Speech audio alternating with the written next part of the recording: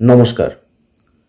আজ আলোচনা করব বাংলার এক অত্যন্ত প্রভাবশালী এবং ঐতিহাসিক পদবী প্রামাণিক নিয়ে।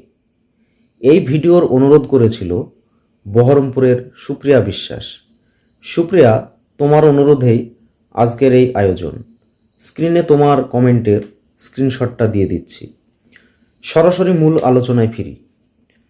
প্রামাণিক শব্দটি এসেছে সংস্কৃত শব্দ প্রমাণ থেকে, যার আক্ষরিক অর্থ হল যিনি সত্যের নির্ধারক বা প্রামাণ্য ব্যক্তি। প্রাচীন ও মধ্যযুগের গ্রাম্য সমাজে প্রামাণিক কোনো সাধারণ পদবি ছিল না, এটি ছিল একটি রাজকীয় সামাজিক পদ।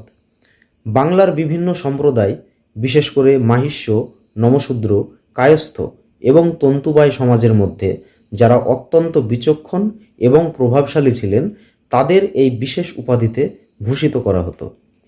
সে সময় গ্রাম্য সমাজে কোনো বিবাদ বা আচার আচরণে চূড়ান্ত রায় দেওয়ার জন্য যিনি বিশেষজ্ঞ থাকতেন তাকে বলা হতো প্রামাণিক। সহজ কথায় তারা ছিলেন সমাজের প্রধান বিধানদাতা বা বিচারপতি।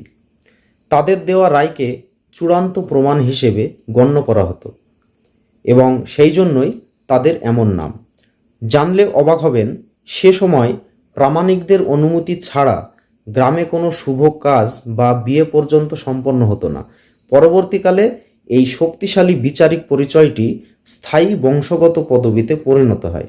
আসলে প্রামাণিক হওয়া মানে কেবল একটি নাম নয়, এটি একটি বিশাল দায়িত্ব এবং আভিজাত্যের প্রতীক। একজন আদর্শ প্রামাণিক হতে গেলে নিজের জিহ্বা আর মনের ওপর কঠোর নিয়ন্ত্রণ থাকতে হয়।